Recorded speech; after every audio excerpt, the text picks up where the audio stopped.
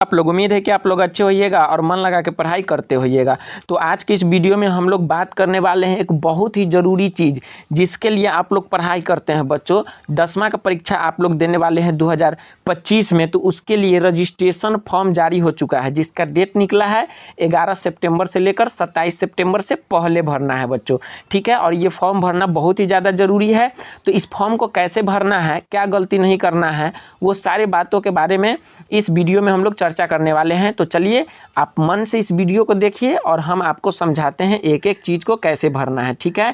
तो सबसे पहले आपको हम बता दें कि इस फॉर्म को आप भरिएगा, जहाँ पे इंग्लिश में कहेगा वहाँ पे इंग्लिश में, जहाँ पे हिंदी में कहेगा वहाँ पे हिंदी में, और जितना भी बॉक्स है वो सब बॉक्स कैपिटल लेटर में भरना है। एक बार और हम बोल देते हैं, पूरा बॉक्स को जो है जो भी लिखना है वो सब कैपिटल लेटर में यानी बड़ा अक्षर में लिखना है, ठीक है। उसके बाद में आप इसमें ब्लू या फिर ब्लैक दोनों में से कोई एक कलर का पेन यूज कर सकते हैं, या तो ब्लू कीजिए नहीं तो ब्लैक कीजिए, ठीक है। चलिए देखते हैं क्या क्या चीज़ की जरूरत होने वाली है बच्चों, तो एक एक चीज़ समझेंगे। सबसे पहले आपके पास एक फ़ोटो होना चाहिए, कलर फोटो होना चाहिए, ठीक है, रंगीन फोटो होना चाहिए। और आपका यहाँ पे क्या है, इस बॉक्स में आप देख लीजिए एक फ़ोटो चिपकाना है, उसके नीचे आपका एक सिग्नेचर होना चाहिए। जैसे आप सिग्नेचर हर जगह करते हो वैसा ही सिग्नेचर यहाँ पे आपको करना है, ठीक है। तो इसमें आपको रेगुलर में लगा देना है, ठीक है। इधर जो लिखा हुआ है प्राइवेट, इसको नहीं कुछ करना है, ठीक है, आपको रेगुलर में लगा देना है, ठीक है, ऐसे टिक लगा देना है। दूसरा नंबर पे है स्कूल कोड, तो आपको इसमें स्कूल कोड भरना है। जो भी आपके स्कूल का कोड है बच्चों, तो वो कोड इसमें भरना है, ये आप पता करके अच्छे से भरिएगा। उसके बाद में तीसरा है स्कूल का नाम, जो भी नाम हो आपके स्कूल का वो सब इसमें भरना है, वो भी कैपिटल लेटर में भरना है बच्चों, ठीक है। और एक शब्द जब खत्म हो जाए, एक वर्ड जब खत्म हो जाए तो एक बॉक्स खाली छोड़ देना है, ठीक है।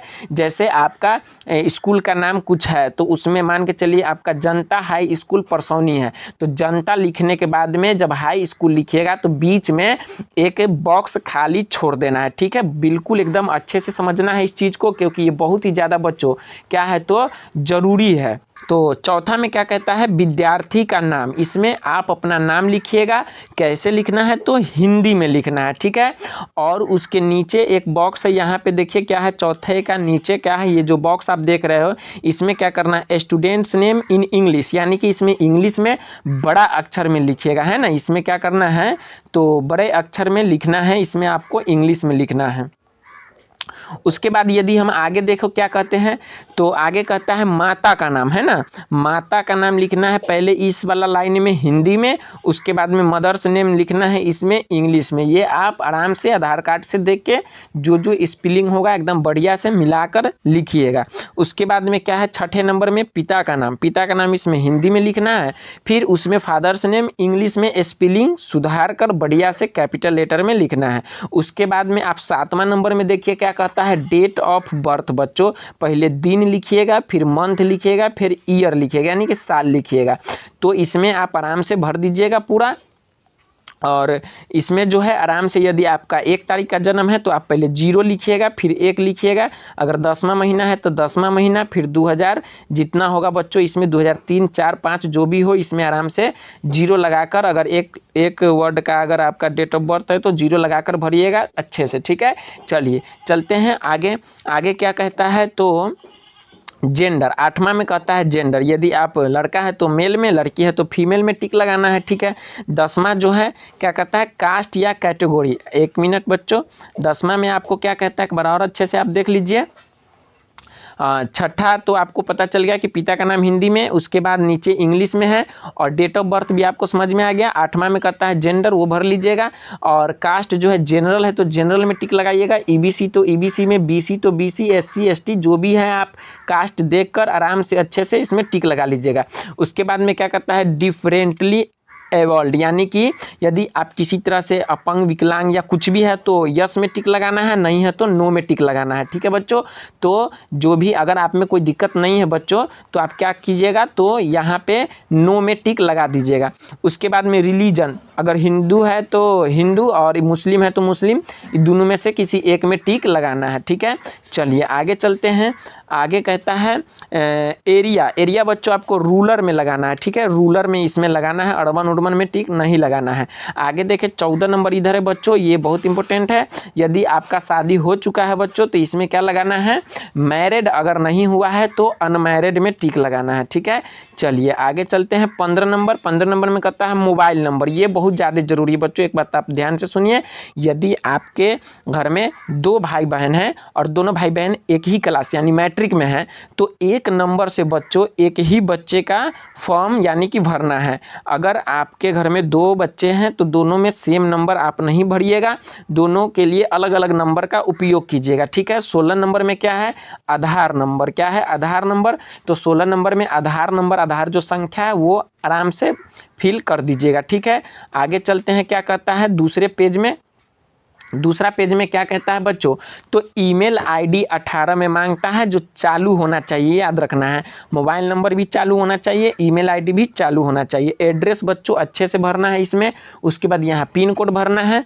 बैंक अकाउंट नंबर इसमें आपको भरना है, इसमें आपका खाता का संख्या होगा, IFSC कोड होगा, बैंक का यहाँ नाम होगा। अगर SBI में खाता है तो SBI लिख के बच्चों छोड़ देना है, दूसरे बैंक में है तो दूसरे बैंक का नाम लिख के छोड़ देना है, ठीक है।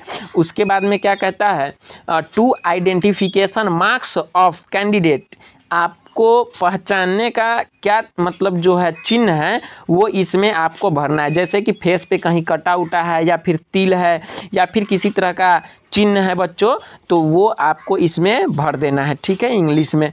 उसके बाद में क्या कहता है 24 में कहता है सब्जेक्ट, ये इंपॉर्टेंट है बच्चों, इसको आपको ध्यान से समझना है, ठीक है। ये आपको बहुत अच्छे से सब्जेक्ट का क्या करना है तो चुनना है, सब्जेक्ट को अच्छे से चुनिएगा। कैसे चुनिएगा देखिए, यदि आपको उर्दू पढ़ना है बच्चों, यदि आप उर्दू के स्टूडेंट हैं तो आप देखिए 24 का जो पहला बॉक्स है उसमें उर्दू में टिक लगाना है, ठीक है। और उसके बाद में यदि आप हिंदी के स्टूडेंट हैं, हिंदी दोनों में होगा बट उर्दू और संस्कृत में ध्यान रखना। यदि आप संस्कृत वाले स्टूडेंट हैं तो आपको इस पहले बॉक्स में हिंदी में टिक मारना है। एक बार और अच्छे से समझ लीजिए, यदि आप उर्दू के स्टूडेंट हैं तो उर्दू में टिक लगाइएगा, ठीक है। यदि संस्कृत के हैं तो इस वाले बॉक्स में हिंदी में लगाना है। और यहाँ यदि आप उर्दू में टिक लगाए हो बच्चों तो यहाँ आपको ये NLH हिंदी में टिक लगाना है, ठीक है। अगर कोई बच्चा यहाँ हिंदी में टिक लगाया है तो उसको संस्कृत में टिक लगाना है। बाकी आपको मैथ पढ़ना है, साइंस, सोशल साइंस, इंग्लिश, ये आपको टिक लगा देना है, ठीक है। नीचे जो है किसी भी प्रकार का टिक उक नहीं लगाना है, बस यही 2 बॉक्स में आपको फिल करना है।